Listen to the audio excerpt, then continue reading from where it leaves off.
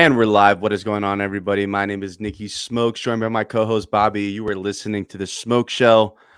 Before we get into all the good news this weekend from the Miami Dolphins, I do want to take this moment to send my condolences, my thoughts, and my prayers to Jason Jenkins and his family.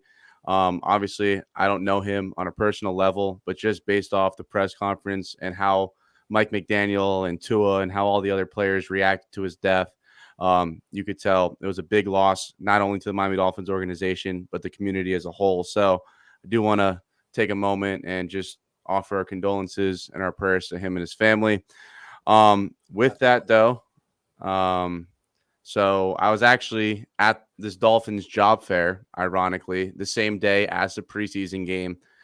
And I was really, really excited for this job fair. You know, I saw a bunch of positions posted, so I've been applying to them. And, you know, as a longtime Dolphin fan, growing up as a kid, you always want to play for the Dolphins, right? And then you get to high school and you're just like, yeah, maybe I'm not NFL material. So what's the next best thing, right? Well, maybe I could work for the Dolphins. So long story short, I go out there and, you know, I'm shaking hands, I'm applying, yada, yada, yada. And then they have a panel of speakers of guys that, you know, that work for the Dolphins. And one of them goes, you know, we're so busy here on Sundays during the games that we don't even watch the games. And right then and there, like my heart sank and I froze. And I started thinking to myself, is this something that I could commit to for the rest of my life?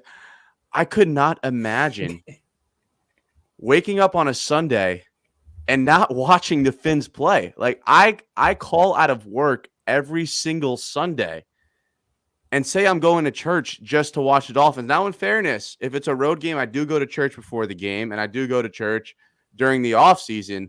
But the main reason why I say I can't work Sundays is because of the Dolphins. Now, working for the Dolphins would be great. Yeah. But I think I'm a bigger fan than I am a professional right now. And I've waited way too damn long to not watch this team on Sunday, especially when we got a guy like Tyreek Hill. For real, dude. I mean, I feel like it's one of those things where they kind of tell you that up front, just like, hey, man, you're not going to be able to watch a lot of the games, just to kind of set like the expectations that we're not hiring you to be a fan here. But I feel like the employees are watching the games. Like, I know I have a buddy that works for the team. He does ticket sales, which I don't know what you're going for. It might be a little different. But I went to the game and I saw his ass. He'd be posted up, turning, looking at the field, every play. But then in between the plays, doing a little scurrying around, making sure everything's okay. But it's a tough spot, dude, because working for the Dolphins, that would be a legit sick position. But if you can't watch the games, man, that's tough. That's tough. Here's one thing, and then we'll get into the preseason recap, and we'll talk about it. The Dolphins are winning the Super Bowl. So one of their representatives, they go up there. They're a person that sells tickets, like club level suites, all that good stuff, right? So they're talking about, yep, it's our first time. It's the first time that they've had sold out season tickets, right? Yeah. And they're all like, yeah, it's because of our storytelling and this and that. And I'm like, it has nothing to do with Tyreek Hill. I mean, come on, bro. Like, I don't care if you're Dr. Seuss, bro. I've been a Dolphins fan my whole life. You were not selling out season tickets in 2019. I don't care if you could read Green Eggs and Ham better than Dr. Seuss. Like, I'm proud of you. Congratulations on selling all of those tickets. But don't sit up here and lie to my face and say it has nothing to do with the Dolphins signing Tyreek Hill. Like, that is the biggest cap I've ever heard in my life. I'd like to see the numbers of ticket sales in correlation to when we announced the trade for Tyreek Hill, because I'm sure it went Hill announced, ticket sales through the fucking roof. Like, there's a pretty obvious reason here that the Dolphins are selling tickets, and it's because we're drinking the Kool-Aid again. But I think this time it's got some merit behind it because we're bringing in dogs. Tyreek Hill, absolute monster, game changer. He showed it on the first play of the game. We're going to get into it. I just can't contain my excitement, but come on now. We know why the tickets are being sold in that building. Of course. So my dad's birthday was the other day. The old man turned 65. I never know what to get him. So I always go to my old reliable and I just go into the Miami Dolphins. I'm like, I can get him a t-shirt. I get him a signed helmet. I get him a flag. As long as it's something Miami Dolphins, I know I'm going to make good. So I'm like, all right, what can I get this old man that he doesn't already have? So I'm going through, and then boom, I'm like 50th year anniversary, 65th birthday. We're going to take him back to his glory days. So I go out there and I get him this 1972 football. I give it to him. And the guy starts crying. Like, he starts getting emotional. I'm like, what's wrong? Like, what's wrong with you? Why are you getting so emotional? And he's like, this is taking me back to my glory days. He said, I want to go back to these days. I want to revisit and relive these days. It's been too long since the Dolphins have been good. And I said, wow, if this football has the effect on my dad, I wonder what it could do for everyone else's dad. And you guys have the opportunity to do the same thing with your dad. All you have to do is use promo code Nicky Smokes on Nico Sports. The link will be in the bio. Look at him, all pimped out, smiling ear to ear. He's got the throwback helmet on, the stitched leather football. Bring your dad back to the glory days. Use promo code Nicky Smokes. The link will be in the bio below.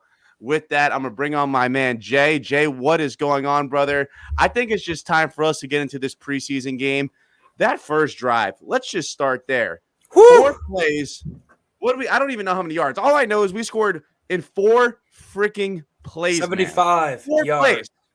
I know it was a preseason game, but I have never in my life seen a drive executed so perfectly. Never, not once. And for the first play to be a play action, absolute bomb to Tyreek Hill, I was in the stands and I'm watching it and I see Tyreek come down with it because, mind you, if he misses that, it's very disappointing. You know, if that's not a completion, you're like, oh, shit. Like, is this what's going to happen? Like, is Tua never going to be able to hook up with Tyreek deep? But he catches that ball and I percolated. I'm going crazy. That's all fucking year. Everyone going crazy. That's all year. So for the first play to see Tyreek Hill catching a 55-yard bomb from Tua, and then we scored 3 plays later. Whew. I mean, that's all you could ask for. Bro, and you know what the worst part is, Smoke? I got this NFL Premium. You have the password, so you know how this thing works. Sign up for it. I'm fired up. No more streaming Dolphins games this year. I got this NFL Premium. I'll be able to watch everything seamlessly. For whatever reason, this thing doesn't cut on until like the very instant the ball's kicked. So like I'm refreshing, waiting for the stream to start. All of a sudden it cuts in and Tyreek's on the ground with the ball in his hand. And I'm like, what the fuck just happened? I missed the play. Didn't even see it. Didn't see it live. Wow. So I'm Twitter refreshing, and I finally see it. Watched it 4 times. I'm at my buddy's house who's an Eagles fan. And I'm like, yo, Mike, you want to watch this, dude? Like, yo, look at this play. He's like, yo, shut the fuck up, dude. It's preseason. But I had to start out missing that play. What a shot play. I love that. Start out with an absolute bomb. All it does is make them worry. For the rest of the game, they say, oh, shit, Tyreek Hill is faster than anyone on this field. We got to give that man an extra step. And then what I liked even more was the touchdown pass to Craycraft.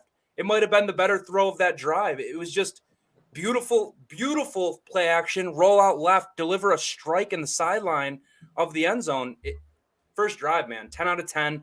People are going to talk about that at first throw. We can get into it, but I'll let my man Jay talk. What's going on, brother? What's good, boys? What's good? By the way, make sure you get that ball. I'm going to have to get one for my dad, actually. That's like a perfect thing. Got to get one of those for my pops. Like, that's like so fire. Make sure you use his code as well. I think it's Nicky Smokes, right? Just Nicky Smokes, 2 S's on the end. Make sure you guys do that. Like, make sure you guys do that, man. Like, it's honestly, that's like, I didn't even think about that. When you said, I was like, yo, that's fire. I'm going to use the code personally. I'm going to get my 10 bones off. So make sure you guys do the same as well. Now, with that being said, dude, that first drive had me going. I was jumping around. You could see it, but I was jumping around. First, by the way, love the confidence. I don't care if it's McDaniel's decision. I don't care if it's Tua's decision. I don't care whose decision it was. Love the confidence from Tua. Play action. Just let it rip. The time he drops back and he plants his back foot in the ground, he's letting that ball go. And I love to see that.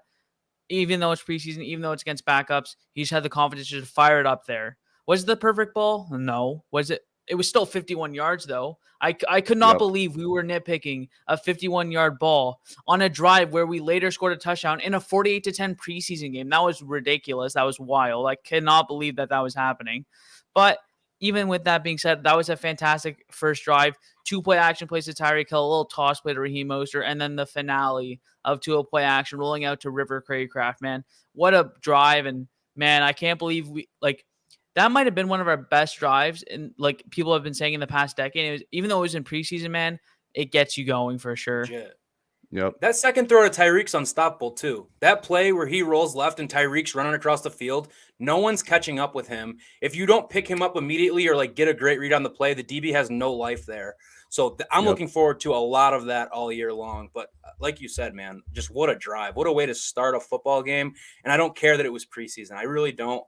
You just want to see guys go out there with confidence and execute. And that's exactly what happened. Yep. Down that first throw, we could sit here and nitpick it. And to be honest, when I saw it in person, I was like, whoa, this is an absolute dime. But then I watched it on the all 22. I didn't think it was as great of a throw as we all hyped it up to be. Again, it was a big play. I'm a big fan of the big play. I'm a big fan of the big shot.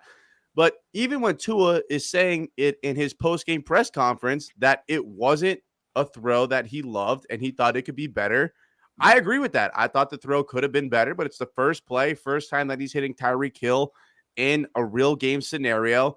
And it was a completion. It was a completion. So at the end of the day, I'm not going to sit here and nitpick it. Do I think it could have been a better ball? Yes. Do I think Tua's going to get another opportunity to make up for it? Yes. But at the end of the day, it was a completed catch. That's all I care about. As long as he's not overthrowing it or underthrowing it to the point where it's a non-catchable football, it is what it is. And when you have a guy like Tyreek Hill, you just got to put it out there. Exactly. Just give him a chance. Just give him a chance and he'll go out there and make a play. That's exactly what Tyreek Hill did. So I'm not going to sit here and nitpick it to the bone. At the end of the day, Tua thought it could have been better. So I think it could have been better. And I like that from Tua, man. Strive for greatness. You want excellence. Nothing's ever perfect. It can always be a little bit better. So, yeah, did you hit him on a 51-yard play to start the season? Yeah, you absolutely did, and it was beautiful. Or to start the game, rather. But could it have been a little bit better? Sure. And I like that Tua recognizes that, and he's willing to put in the work to try and make it better. But another thing, like, Tyreek is so much more than just a speed guy. Like, his ability to track that ball out of the air is almost second to none, in my opinion. When you put it up there, his eyes lock on it, and he says, I'm going to go find that ball, and I'm going to catch it. It's truly unbelievable, and I agree. Ball could have been better, but great play, and you love to see your quarterback taking some accountability, saying he wishes it was better. So all in all, I love that from Tua. My favorite throw, though, before I pass it over to you, Jay, was that ball to Craycraft. I mean, the throw to Tyreek, the first one, loved it. The second one on the crossing route, you hit the nail on the head, Bobby. That is our bread and butter. But my God, I love that ball to Craycraft. I mean, first of all, it was a fantastic route. And then the ball was just right on the money. That bootleg is Tua's bread and butter. Oh, yeah. And this is going to sound crazy, but he is truly, as of right now, in my opinion, the perfect quarterback for this offense. Sounds crazy, but I truly believe it just because I think Tua on his intermediate and rolling out, I think that's his bread and butter. I think there's flaws to Tua's game. There's absolutely no denying that. Every quarterback has their flaws, but just based on our offensive scheme and our ability to run. By the way, 203 rushing yards. We're going to talk about that later. I was more impressed with that than anything else.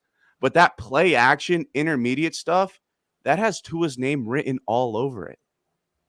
Oh, yeah. Like, that is going to be our bread and butter. I think the play action, rolling out to his left. By the way, like, he can throw on the run, man. He can do it. And he can do it with some accuracy. And like you said, Smoke, like, this is the perfect offense for Tua, man. Like, it actually is, because the ball placement there and the accuracy is there. And that is what you need for yards after the catch.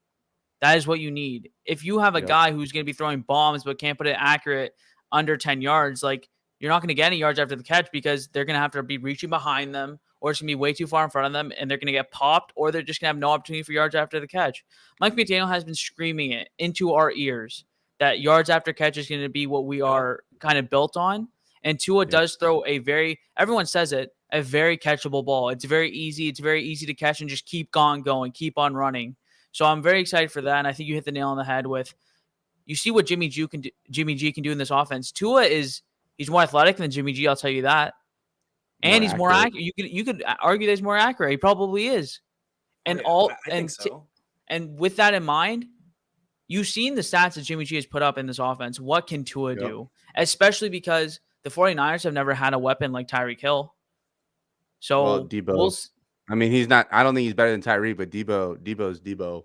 Debo We'll is put some respect nice. on Debo's name. Hey, I'm not disrespecting Debo, but Tyreek is on a different level, right? There's levels to this, right? So I think if you have a thing built on yards after the catch and you have Tyreek Hill, that's a little bit different, isn't it? So I think I'm very excited to see that. I'm not trying to disrespect Debo, by the way. Trust me, I'm not. I think he's I fantastic, feel you. but Tyreek Hill is just on a different level, man. Like when you have the fastest player in the NFL, that's just different, especially in a scheme like this. So very excited to see that. And yeah, I think Tua's gonna thrive in this offense, man. That's what everyone should be excited for that. Again, I think I saw a comment. If you like Tua, if you don't like Tua, you have to admit that if he does well, that's the best for the team. So let's put him in 100%. that position, which is what Mike McDaniel is doing. Let's rock, baby. Let's roll. Yes, I'm sir. fired up. And to be honest, I know it's just a preseason game, but the Dolphins put up 48 points. 48. We scored 17 points in 3 drives with our starters. That's the most I've ever seen in my life. I couldn't tell you the last time the Dolphins went down and scored 17 points on 3 drives. I'm sure there's someone out there. You know how there's always like those walking human almanacs where they just remember every Yeah. single score from every single season. They're like, oh, well, actually, back in 2008, when Ronnie Brown and Ricky Williams were running a Wildcat against the Patriots, they had 24 points in the first quarter. All I'm saying, it's been way too long since I've seen that much offensive efficiency. And the Eagles might have had their backups in, but my God, we actually went out there and dominated like a first team should. The offensive line looked great. They gave up 1 sack. I don't even put that on AJ. I thought AJ did a pretty good job holding his block there. And by the way, Tua did miss a touchdown on that play. I'll try to get the all 22 pulled up while one of you guys are talking. Mhm. But he did a great job at holding the corner to like stay flat. And then the corner stayed flat and Craycraft was wide open. And Tua was looking right at him. Then he just looked left. Next thing you knew, he was on the ground. But I thought the pass protection was great. I thought Tua looked crisp. Raheem Mostert, RB1, that cutback was filthy. His was. jets, he is quick, bro. I mean, that backfield is stacked. RIP Sony Michel. It was good, good quick run while you were here, but he gone. I was very, very impressed. Now we always talk about drinking the Kool-Aid. Man, I was drinking gin and Sprite at the game, and my God, man, that shit was tasting better than Kool-Aid. Oh, believe me, brother, I know. You were still drunk on Sunday going through the game. It was great. Smoke was fired up. I think he sung the whole Miami Dolphins theme song at least like 3 times into one of the group chats I was in. So he was feeling fired up. I was feeling the same way, man. I mean, the offensive line was brilliant. Yep. The pass or the play action game was so on point. Like there was a play on the 3rd drive, the one where Sony Michel punched in the touchdown, where we ran a fake toss. And I've never Oh, seen a defense collapse harder on it to the point where the end on the left side, the side Tua rolled to, he bit the fake so bad. He had a free rush on Tua.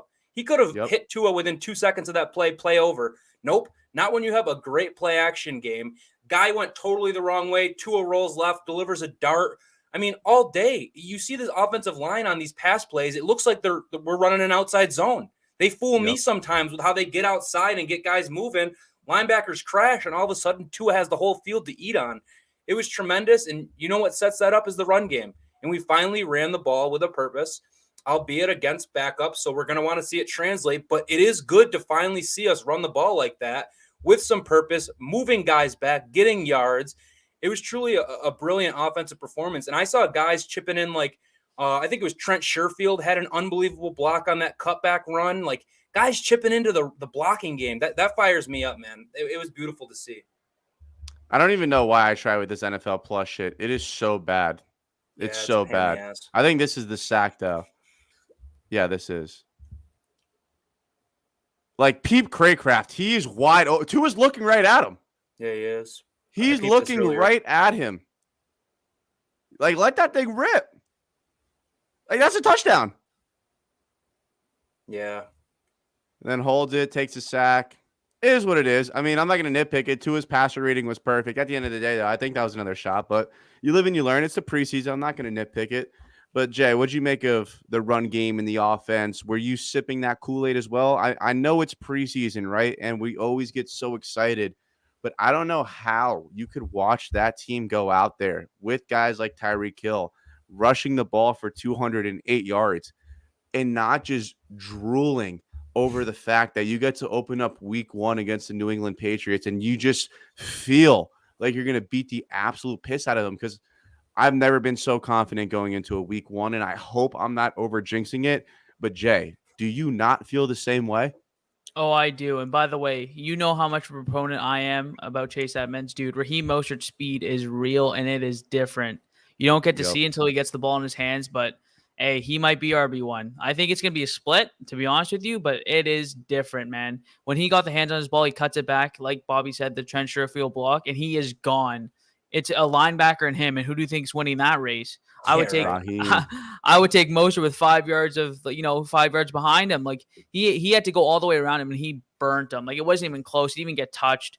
He runs out of bounds, untouched, which is beautiful to see. The run game, dude, putting up 200 yards was fantastic. Unreal. I was just raving about that the whole time. We finally got to see a run game. I know a lot of people were worried about that after the first 2 preseason games. I wasn't as worried just because we haven't seen the fullback. We haven't seen we haven't seen Tron Armstead, things like that. I was still worried, but like I wouldn't be pulling out the alarms and stuff or pulling the trigger on the alarms. But I think it was fantastic to see, especially, again, it's backups, but the Eagles usually have a stout defensive front. And even though it's backups, it's nice to see that we were able to run on them because we did exactly what you're supposed to do. If you're going to have starters in against backups, you're supposed to win by 30. And that's what we did. We went up 17-0 with the starters in the game. And the backups kept pouring it on, to be fair. I think people aren't talking about that either. Oh, yeah. We went up 17-0, and then we still beat them. We beat the piss out of them with the backups. Like, the backups were schooling them as well, and that's when it's even, right? So it's like, that was fantastic. I am saving the Kool-Aid, and like you said, heading into week 1, I think we are going to beat the brakes off of Mac Jones and the Patriots. I think, dude, we're -2.5 favorites. I think I'm going to be hammering that. Like, I already had the Dolphins in at money line. And I've had that in for like 3 months. It's ridiculous. And dude, I think the way the Patriots are looking in training camp, like I haven't seen this negative about like the Bill Belichick and the Patriots in a while. And dude, all I feel from us, especially what a way to end the preseason. So much confidence going into this next game. Oh yeah. I can't wait for that week 1 game. And yes, I am drinking the Kool-Aid, man. We have 2 weeks and I'm hoping that Kool-Aid will be enough to, pass the time, get me to that week 1. It will. But man, 2 days before that week 1, I'm going to be juiced, man. That Thursday night football game, obviously, that will juice me up a little bit too. Starts it all. And then it's us, New England. And it's us. I believe it's in Hard Rock baby. Stadium. Like we're gonna be going crazy at the Rock, man. Yep. Imagine. I'm just saying the scene. Tua play action, bomb to Tyreek, first play, same thing. What corner's sticking with Tyreek on the New England Patriots right now? All right, J.C. Jackson's gone. No one's sticking with him. Run the same play. Who cares? Because it's going to be a touchdown this time. And I might have to move my stream to a different website. I guess Tua just has to get it out even earlier. Maybe when Tyreek hits 10 yards down the field, Tua's got to throw it 50. Because, bro, Tua threw it so early, too. And it's almost like Tyreek still almost outran the ball. It's unbelievable. His speed's ridiculous. If you saw that Philadelphia Eagles cornerback at the end of the game, Kayvon Wallace, ice bags all over his arm. That was so funny. He's like, man, I ain't gonna lie, bro. I ain't never seen someone that fast in my life. And that's an NFL player saying that. Do you have any idea how talented and how fast and how quick you have to be a corner in the NFL? And then for a guy to go out there and just be like, yo, that's the fastest guy I've ever seen in my life. It's like, oh my God, this man is built different. But I know we've been talking about the offense and they deserve the round of applause. But our defense, Jalen Phillips. I mean, I'm still on the Javon Holland train. I still think he could be Defensive Player of the Year. Jay made a video, what was it, month and a half ago, about Jalen Phillips being Defensive Player of the Year. I don't want to say I started the pass rush that I saw from Jalen Phillips last night or 2 nights ago, unbelievable. And then he's chasing down running backs on plays going to the opposite side of the field. He is so quick. He gets off the line, and I'm not a defensive line coach, but his ability to get off the ball and stay so low to the ground. Flexibility. It's unbelievable, bro. Mm-hmm. I really believe we're going to see him and TJ Watt in the same category for at least sacks, at least total sacks. Bold, hot take. But, dude, that kid looks good. Yo, his motor is nonstop, and that's my favorite thing about him. He just doesn't stop. The play you're talking about that you just talked about was the exact one I got so fired up on. He gets way up the field on the left side. Or on the right side, offense right side. It's a screen to the left. He doesn't give up on the play for a second, stops it for a loss, chases the running back down from behind. He had another play where I think it was him and Sealer that both got off the edge, and they kind of combined for a sack there. He was just everywhere. When Jalen Phillips is on the field, you take note because this guy is unbelievable. There was only one play where we put him out in coverage on like a flats, and he like had one play where I was like, I don't know about Jalen Phillips in coverage. But outside of that, when his ears are pinned back and he's getting after the quarterback or stopping the run, he is a true force. I think I was inspired to tweet Jalen Phillips will have double-digit sacks this year because that's how I felt watching the game. And now we add another guy to the depth like Trey Flowers. This D-line is loaded. No one talks about this front seven. It's disgusting. Championship depth. Defensively, we have championship depth. Offensively, we don't. Well, our wide receivers are deep. Running backs are deep. Offensive line. That's my – even quarterback, we're deep. Now, I'll get into Skylar next. But we are deep everywhere except O-line. As long as – corner. Yeah, corner. Yeah, somewhat. You're right. And that corner is really, really important as well. But Jalen Phillips, now I don't want to jump the gun, but I kind of already did because I'm already comparing him to TJ Watt. Looked like a young Jason Taylor out there. This guy has the Dolphins rookie sack record. He started 5 games. 5 games. He only played 50%. And he had to drop back into coverage for like half the snaps. Beast. He was dropping back into coverage. 8.5 sacks, started 5 games, has the Dolphins rookie record. I'm just saying, at the rate that he's going, he could be the next 99. He did that while playing 50% of snaps as well in a rotation-heavy defense, which will still probably happen. We like to keep our legs fresh on that side of the ball, especially in the trenches, which I agree with. But I definitely see that snap percentage going up just because I think he can be an every down player. Like even setting the edge on run plays, he's great at that too. Yes. He's not specifically a pin your ears back and go get the quarterback guy. He can do a lot of different things. And like Bobby said, dude, his motor is real. One play I broke down in the video, it's literally a pass that's like 20 yards down the field. No one's making the tackle. It was Justin Coleman, the primary guy in coverage. It was against the Raiders. Dude, he flies. On this play, his only goal is to rush the quarterback. And if you look at the rest of the defensive linemen, they're like, well, we couldn't get him. And they just stop. Jalen Phillips hauls ass 25 yards down the field and brings him down, brings the receiver down who's making guys miss. His motor is legit. And a bunch of his sacks last year were effort sacks. We have barely scratched the surface of when he starts winning at the line, when he has true pass rush wins. It will be fantastic to see. I'm very excited. He's laid down the blueprint to show why he can be a player in that echelon, and he's going to put the fear of God into quarterbacks when he's lined up on the side of the ball. Yep. Dude, Melvin Ingram still has jump in him, too. Jump, that boy can get off he the looks line. like he's starting. That's what I'm saying. I feel like when we signed him, we thought it was kind of like a depth, kind of like how we just signed Flowers, add another guy into the mix. But when you watch him, this dude is still flying off the line. So I just see so much from that front seven that's so like happy with. Because to win games, you got to be dominant up front. Our offensive line is what I would consider to be solid, average, better than it was last year. But on the defensive side, we're elite. I'm putting us in elite category where we can go 7 to 7. I got to see it in the regular season though, because like there were some things that the Eagles were doing to us early in the game that I didn't like. Like we were a 3rd and 2 drop away from getting scored on. Yep. I think they look good, but yet again, I haven't seen them with Xavier Howard. I haven't seen them with Byron Jones. And when you're out there, no disrespect to Nick Needham, he's a great 3rd corner, but he's not a corner 1. And Noah Igbetrash is not a corner 2. He's not. Oh, shout that man's PBU out. Shout that man's PBU out. Shout out Noah. That's when I had to check my pulse because I'm coming off the Tyreek Hill high. And then the next drive, Noah's out there making a PBU. And I said, this is too much. Like, I need to leave. I said, I have to get out of here. I'm going to have a heart attack. There's too many good things going on at the same time. What is going on? This is not normal. But shout out Noah. He did make a good play. Maybe that'll give him some confidence. I don't know what he needs, but it was nice to see him go out there and make a play. If you haven't already, hit that subscribe button, hit that like button. We got to have – there's 34 people in here right now, at least according to the ticker. We need 34 likes. If you're not subscribed, please subscribe. We need that. We love that. We love y'all. Please subscribe. So the cuts are obviously coming out today. So I guess White just got cut. Sonny Michel just got cut. Sanu. And to be honest, Sanu got cut. Thank you, Bobby.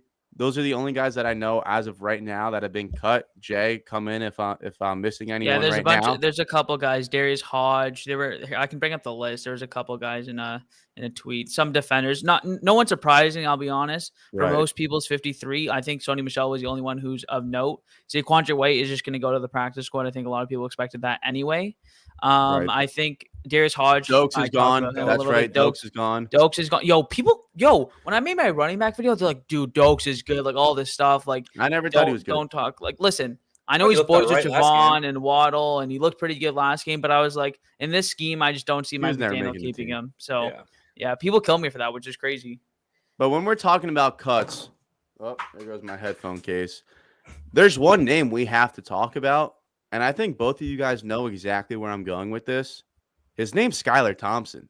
There's not a lot of teams that want to keep 3 quarterbacks on their depth chart, but my God, I watched this team play, and there is no doubt in my mind that he is one of the top 53 players on this football team.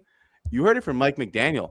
I mean, people outside of the league know about Skylar Thompson, and I think it would be an absolute nightmare for us to put him on the practice squad and have someone snag him. Now, I know you could have protected practice squad guys, right? I'm pretty sure, right, Jay? Sorry? Can you have protected practice squad players? Yes. So the rules are for putting people on the practice squad, they have to be cut, go through waivers. Then you can put them on the practice squad. You get 10 Okay. players who have played 2 years or less, and then you have 6 Right. people who can play however, whatever. It doesn't matter. They can be veterans, whatever the case is. I don't know the protection rules per se. It's either 2, 4, or 6. I'm pretty sure it's Okay. 4 per week. I know you can call up 2 people per week to the game. Like you can only call up 2 practice squad players to be active during a regular season game. Those are kind of the rules that I know myself. Obviously, I'm not too up to date on my practice squad rules. Sorry about that, but All good. I'm pretty sure. I was just calling in. I was calling in Jay. I was Yeah. just calling in Jay as like reassurance. Side note, real quick, Jimmy G just re-signed with the 49ers Yeah. for a 1-year contract. Highest Don't paid care. Never backup in wanted the him in league. Miami anyway. Yep. He could fucking stay over there. It means nothing to me. Let's focus on Skylar Thompson because let's just be honest. A 7th round quarterback that we took at the donkey jackass end of the draft. I mean, we probably took him by chance, just like the Patriots took Tom Brady by chance. I'm not saying he's Tom Brady yet. I'm just saying for what he's done as a 7th round pick, a guy that came into camp projected to be a 3rd string quarterback, for him to be in the conversation of making the 53-man roster is unbelievable. And it is a good thing for the Miami Dolphins to have. Whether you think he should be quarterback 1 or not, I don't think he should be quarterback 1 at all. I think that'd be the worst thing possible for him. But I think there's a great case for him to be quarterback 2.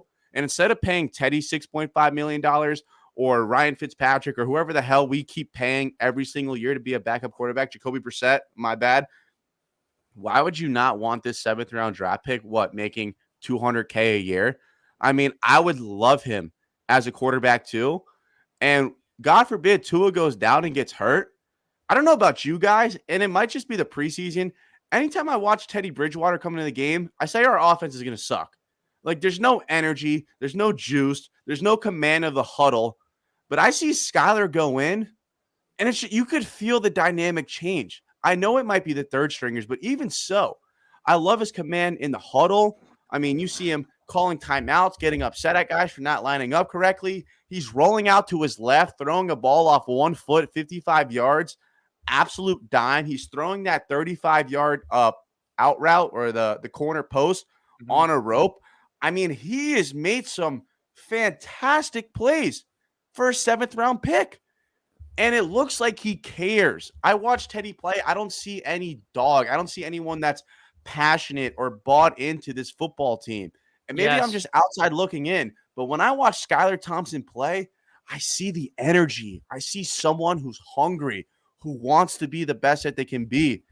I'm just not seeing that from Teddy. And I think Skylar is, one, proven his worth to be on this 53-man roster.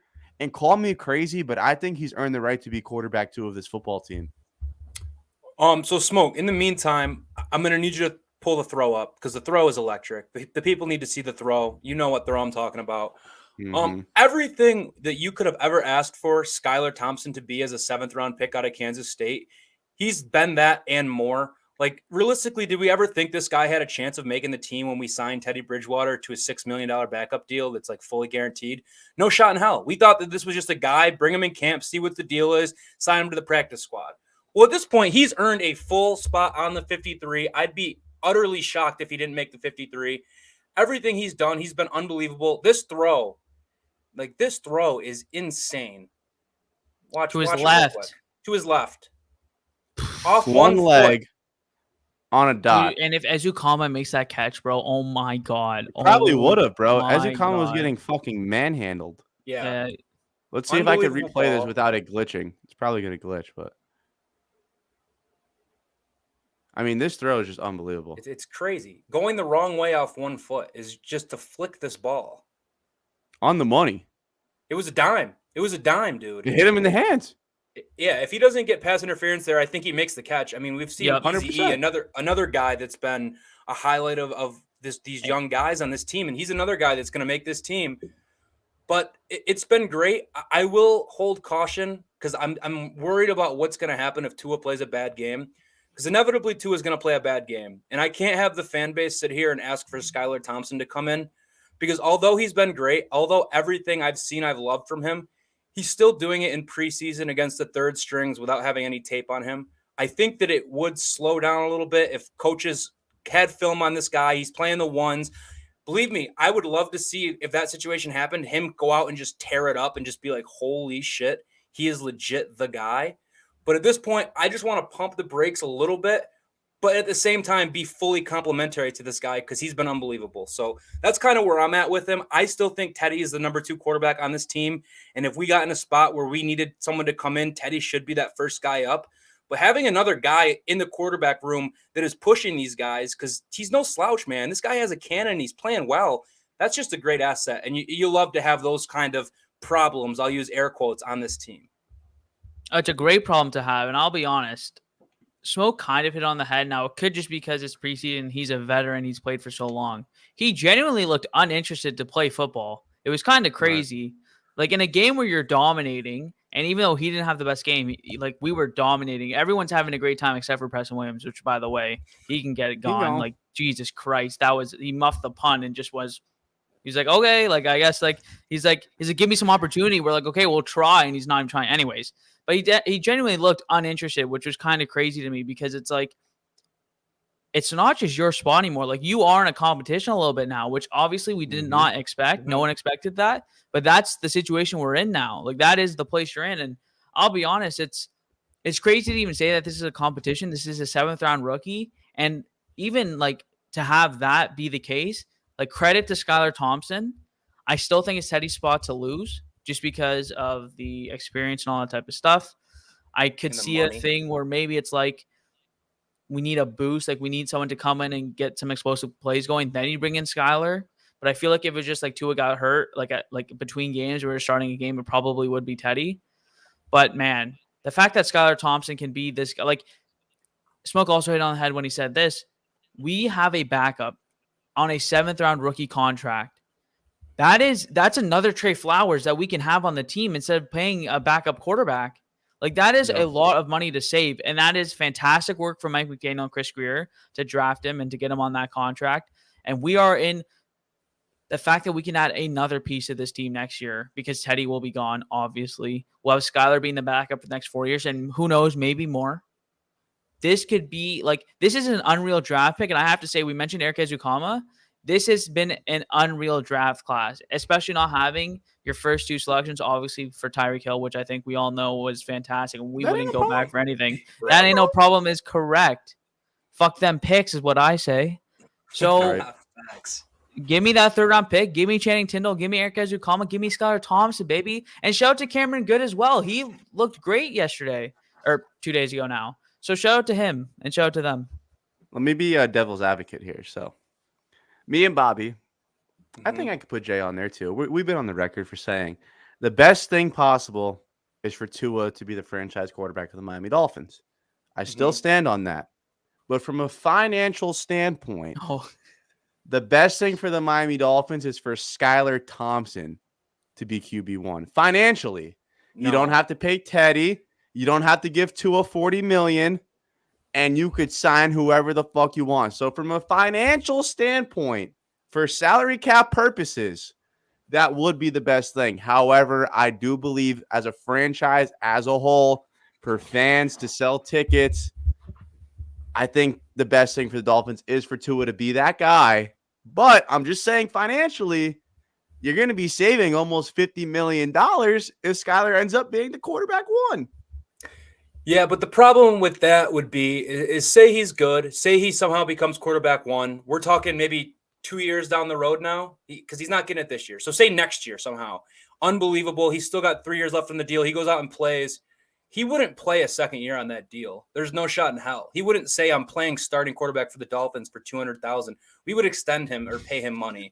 Like there's no you don't that's not a realistic scenario in my brain at least. I don't think a starting quarterback would ever get paid that little. I think that something would be done where you went in and got him a new contract because I don't know. But I mean, in fantasy land, in Madden land, that sounds unbelievable. Madden land, right? Let's have this guy $200,000. And then next year we go out and sign like the best. What do we need? Best right tackle in the league, and then we're good to go. You sign anyone. You can sign whoever the fuck you want. Yeah, that'd be legendary. It would be legendary. Maybe like the Tom Brady thing is so interesting, just because Tom Brady was a 7th rounder. They had a guy. Dak Prescott. He took over Tony Romo's job. Yeah. Great. I hope Skylar keeps pushing and keeps making it more of a conversation because that means he's doing everything right. And I hope that it's not for the reason that Uno here is slacking off a little bit. I hope it's more our backup is so good that he's pushing the starter rather than the starter's not that good. Let's try this backup out. Or what if Skylar turns into a first-round pick? Be crazy. It's almost like, I'll give you a first for Skylar. Sold. Where do I sign? Be the most ironic thing in Dolphins history. That'd be the biggest flip. That would be the biggest flip. Now, again, I want to make this clear before I get clipped. We're just playing devil's advocate. Tua's still quarterback one. There's no question about that. So if you're going to clip me on Twitter, you better clip the whole clip, or I'm going to be fucking in your ass like white on rice, or whatever that saying is. Something along those lines. Dude, what was I? Well, at least Skylar doesn't fake his progressions, right? So, yeah, you can't fake your progressions. Yeah, I think Tua was out there faking progressions. That's kind of wild, right? I can't believe he says that. Shout out Klum, man. Shout out Klum. That was a crazy take. That was a fucking crazy take. But dude, some more about this offense is unbelievable. The pre-snap motion, the formations, the alignment. Like it's crazy, man. And the possibilities are gonna be endless. If we run the ball like that and we're able to like if we own that line of scrimmage and we have them thinking every play, who knows if this is a run or a pass, defenses are fucked. Like truly fucked. Because if we can run it at 4 yards a pop, and then we can run that play action and just drift the pocket left and Tyreek Hill's wide open in the middle of the field, that's going to be all season long. And those are going to turn into touchdowns.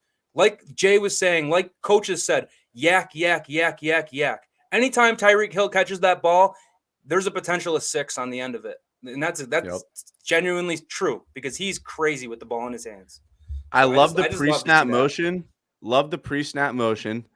But, and like you said, when we're running the ball effectively and those linebackers are coming down playing the run, and then you have a guy with Tyreek Hill's speed coming across the middle, you're giving Tyreek Hill open space. Like I'm talking about like the linebackers are at the line of scrimmage and you just have Tyreek Hill coming across on a crosser. He's one-on-one with anyone. I mean, it's going to give Buffalo Bills fans PTSD. This man can fly. If we get him the ball with that much separation, I mean, I can't wait to draft him in fantasy. Like he sold me. I have a draft at 8 p.m. and I'm holding my breath. Because at first I was talking about Waddle. No disrespect to Waddle. Love Waddle. I think he goes for 1,000 yards. He ain't Tyreek, dog. Like Jay said, there's levels to this shit. I take Debo over Jalen right now, respectfully. But my God, Tyreek Hill he's a different animal, bro. He's the fastest thing I've ever seen. It's a cheat code. Yep. It's legitimately a cheat code. And when he has the cheetah code, I like that. And then when he has the ability to do more than just be fast, but like he's a legit complete receiver. He's good on 50-50 balls, even though he's short. He's good at tracking balls in the air, which is a crazy skill to have. You saw it on that first play. Like he can really do it all. And I don't think people give him that proper credit. And then we still have running. Yeah, insane. His route running. Yeah. And just another amazing asset. And then we still haven't seen the Waddle Tyreek on the field at the same time. Like these DBs have been having to focus on one of these guys. We have two of them, bro. And Jalen's not on Tyreek's level yet, but he is that burner, that Jalen's a dog. that specimen, dude. We got two of them, man. It's crazy. We have not seen this offense with a fullback. And by the way, if you haven't watched the 49ers offense, that is an integral piece to a Mike McDaniel running game. And we still haven't seen that. We still haven't seen Alec Ingold, who, by the way, is a top 3 fullback in the league. Monster. Who we got under contract, which I know Mike McDaniel probably made that a priority. We still haven't seen that in the run game. And, man, I'm so excited for this run game. Chase Edmonds was one of the most efficient running backs last year. Raheem Mostert has never averaged under 5 yards per carry in his entire career. We have an offensive line. You said 4 yards of pop, but we might be getting 5 yards of pop. Yes, sir. And imagine what that's going to do to our play action, man. Tyreek Hill and Jalen Waddle. We still haven't seen that. We still have not seen Teron Armstead. We put up 48 points without Teron Armstead, with Tyreek Hill playing one drive, no Jalen Waddle, no Alec Ingold. And that is such, like, Alec Ingold is going to be so important. I don't think people even understand or can comprehend how important he will be. It's like an extra guard. It's like having an extra guard on the field. And he can do everything. And he's a great receiver too. If he wants to, if Mike McDaniel wants to use him like that as well. We've seen them use Kyle Juszczyk like that. This offense, we just put up 48. We just put up 48 in a vanilla offense. We have not even seen anything close to what this offense can be. Nothing close. It's been simple cross routes. It's been simple stick concepts. We'll be able to see Mike McDaniel bring out. Mike McDaniel hasn't brought out the bag. He's not brought out his real bag yet. This is the preseason bag. And Mike McDaniel has that. Jalen Waddle's coming. And, man, I'm so excited because I don't think we'll understand what we can do. I don't think that's possible. You have Tyreek going deep, Waddle coming across. Same thing the other way around. Then you have Mostert flying in the backfield. There's going to be so many ways for this team to just fly around the field. Speed kills. And I cannot wait to see this Godspeed that we have on our team. Godspeed to the other teams because we have Godspeed, man. Yes, sir. We are so fast. I think we might be the fastest team in the league, genuinely. But 203 rushing yards. I mean, I don't know how we went from what we have, like 50 rushing yards, 40 rushing yards to 203. I don't even know how that's possible. I have no idea how that's possible. And I just think the pass protection has been amazing.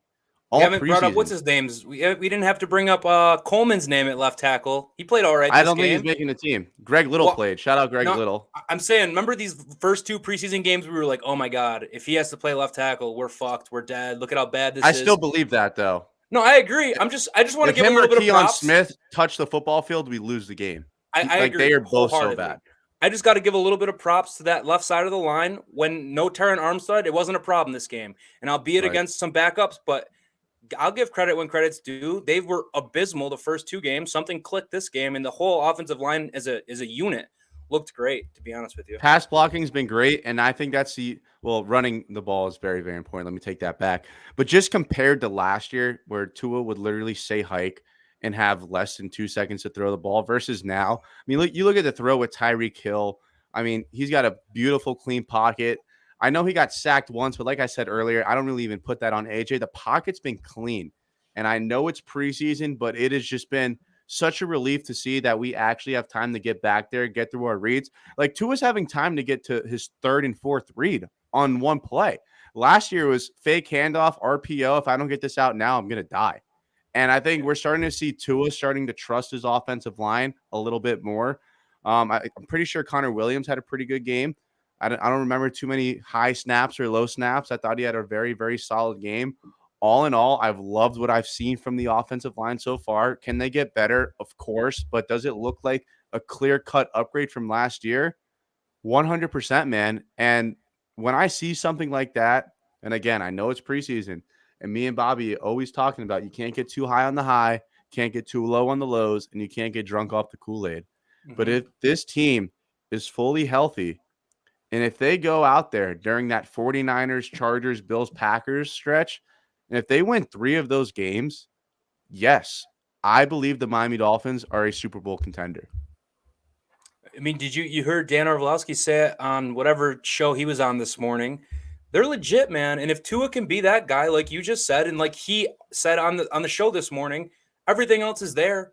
And we haven't even brought up the fact yet that Tua's passer rating 2 days ago, perfect. The perfect number, 158.3. Is that the number? Perfect, perfect day out of Tua. And if we can just have Tua be efficient, accurate, and do the things we saw Consistent. him doing, consistent and staying on the field. Obviously, we need him to No stay on the turnovers field. either. No injuries. If we see Well, that stuff, he's from him, gonna sky's have the limit, turnovers. man. He just can't fumble 9 times. No, that's what I meant. My Sorry. bad. Yeah. No, I mean, definitely. We got to limit the turnovers, be efficient, stay on the field. We're good to go, baby. We are legit good to go. And this is a drinking the Kool-Aid statement. Yes, there's a Super Bowl possibility, definitely, if everything goes perfectly. But, like, shit's going to happen. There's going to be adversity. There's going to be injuries on the team. It's football. It happens. So I like where we're at right now, and let's see how we can keep it going forward. I like what I'm seeing from McDaniel. It seems like the team is fully bought into him, and it just seems like the vibe around the team is positive, good, great. They love coming to work there, and I'm just liking what I see. And I can't believe that the games don't start this week and we have to wait a whole nother week. It's honestly criminal. All Tua has to do is be a top 15 quarterback. I want top 12 play, but all he has to do is be a top 15 quarterback. Give us Jimmy G level play, who brought his team to the NFC Championship, like I think twice, right? That's Jimmy G. With Tua, Tyreek, you have a defense which I think has been better than the 49ers defense so far. I think it's an elite defense. I think they don't have a defender like Xavier Howard. I think there's something to be said there. Is like, if we just take that offense from the 49ers, we implement guys like Tyreek Hill, have Tua, who's a more athletic and more accurate Jimmy G, who I think has more upside than Jimmy G. If he can just do what Jimmy G does, and by the way, be better, and we might be able to see Tua really kind of emerge this year, just because he finally has the pieces around him. And if Tua is I said top 15, even if he's just top 15, but if he's top 10, top 12, teams are going to be scared of this team because it's a wrap. There's no other holes on this team other than the offensive line. And by the way, the scheme that Mike McDaniel is building, we don't have to have the best offensive line to run it. That great point, because when we go play action, we're creating a pocket. Like Tua, like when the whole line's all the way to the right side of the field and the whole D line's over there, I mean, Tua's just chilling by himself over there on the left side of the field. I think McDaniel, he does a great job at buying, like his scheme buys the quarterback so much time. I always feel like they're in the right protection scheme. Just from a pass pro perspective, I thought they looked fantastic. And like you said, Jay, if Tua's top 12 in the league, we're good. Like, I'm going to be honest here. Like, Tua will never have Justin Herbert's arm, but he can end up being more efficient. He could end up being more reliable. He can end up being more accurate. I'm not sitting here looking for 65-yard touchdowns. I want a quarterback who's going to play smart, efficient, and consistent football. Now, I'm not saying he's better than Herbert in any of those categories yet, but I'm just saying if Tua's top 12, I mean, the sky's the limit. Jimmy G went to a Super Bowl, 2 NFC championship games. And I think, well, I can't say we have a better roster than the Niners did when they went to the Super Bowl, but we're right there with them. I mean, we are very, very close depending on how this offensive line plays. And I don't think Tua is that far off from Jimmy G. I don't. Dude, and another thing, just to build on the point you just made, with that play action, when you see like that offensive line all blocking down and Tua having all day, he was still getting the ball out quick, like finding that read and just delivering it. He wasn't like, oh, I have all day. Like, let me sit down here, pat the ball a few times, find my guy. It was like he has all day, but he's still just getting rid of that because he went through his progression, which maybe he faked it. I'm not sure. But he went through his progression, and he just throws a dot right off the rip. It's unbelievable. That's the stuff I like to see from Tua. A confident Tua, I think, can be a successful Tua. When he knows where he's ripping that ball or when he sees it come open, or even his anticipation is crazy. He's throwing balls when guys are coming out of their breaks. They turn around, and it's there. So that kind of stuff with Tua is what we need to see. And I'm loving it. So far, so good. Let's hope it can continue. I know I talked about the Super Bowl, and I brought that up, and I'm sure I'm that crazy Dolphins fan. Let me I don't even want to lower my expectations. Let me just propose a more reasonable question. Based off what you saw thus far, do you see the Miami Dolphins winning a playoff game? In my opinion, that would be the cherry on top for the season this year. And my goals for the Miami Dolphins, because I want to make attainable goals. I don't want to say 13 games, win the division, win the Super Bowl, because to me, that's just not realistic. You're setting yourself up for failure. My opinion of a successful Dolphins year would be double-digit wins. Tua takes the next step where he's the guy, and the Dolphins play in a playoff game. I think those are more than my standard is playing a playoff game. Okay. Personally, I think what if they get blown out by 50? I just see us in the spot we're in right now. And this is the opposite of the Kool-Aid talk where I'm not being insane. Realistically, I say we win 10, 11 games. We're going to be a wild card team. That first playoff game will be on the road versus a tough opponent. A lot of That's young not guys. that's just not a game that I feel comfortable right now being like the Dolphins need to go out and win that. If they don't, I would consider the season to be a failure. I want us to go out there and play and compete in that game. And if we come up a little short, am I going to be disappointed in the season? No. Will I be disappointed in the moment? Obviously, I'll probably be losing my fucking mind. But I think to be realistic, it's get to a playoff game. Anything more than that is cherry on top. Just to add to Bobby's point, we do have a lot of younger players, a lot of guys who don't have playoff experience just because guys like Xavier Howard have been on the Dolphins for so long, to all these younger guys. So that's something to keep in mind for the playoffs where the atmosphere is at a much different level. I think you need that experience, which I think Chris Greer and Mike McDaniel have done a good job in trying to bring guys who have that experience like a Trey Flowers to the team. Now, I will say there are a couple of checkpoints I feel like we all agree with on this show. Like, man, Smoke's take about being the Bills it's just so on points. One of the favorite ones he's made. I think we have to finally win 11 games. We won 10 and 9. We have to finally get to over double digit, over 10 wins. We have to make the playoffs. We have to beat the Bills, beat Buffalo. And I think the cherry on top, like Bobby said, is to win a playoff game. I want to compete, and I obviously want to win. And like Bobby said, there's a difference in atmosphere. There's a difference in everything when you get to the playoffs. Now, with that being said, our quarterback has thrived in that type of atmosphere in college. Xavier Howard, I don't care if he doesn't have the experience in the playoffs. He's a top 3 cornerback. He's going to go on an island. He's going to shut down the receiver. So with that being said, I'm going to play devil's advocate with myself. I still think that I think the playoff win, it really heavily depends on the matchup, like most playoff games do. Right. Yep.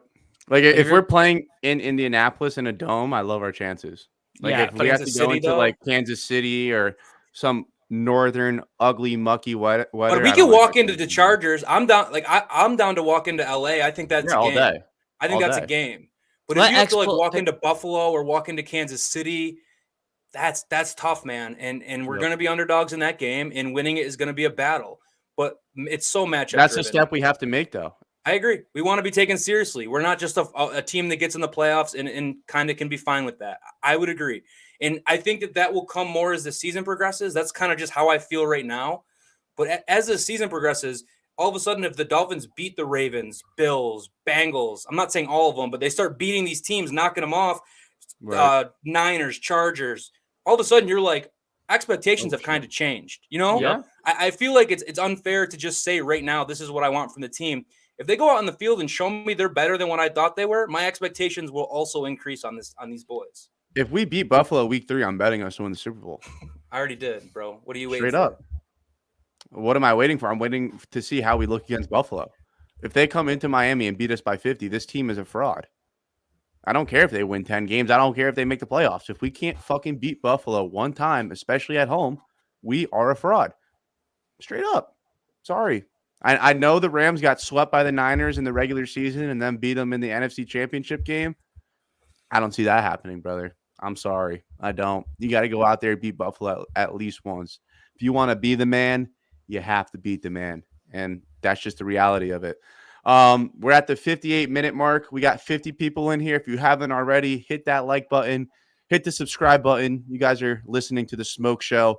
I just want to shout out everyone in the chat. So many new faces. I love all of you guys so much. I mean, absolutely blown up to the T. I feel like I'm on Twitter. I could keep scrolling and scrolling and scrolling. You guys have no idea how much it means to me, Bobby, and Jay that you guys are here. We're trying to hit 800 subs. That's the new goal. So if you guys could play your part and help us out, it would mean the absolute world to us. And we hope to see you guys again on Wednesday at 5 p.m. right here on The Smoke Show. And this is the place to be. We're all going to be working together to get through these next 2 weeks of non-football, but we got a lot of good things coming. So stay tuned. And I hope to see you all this Wednesday at 5 p.m. Fins up. Fins up, baby.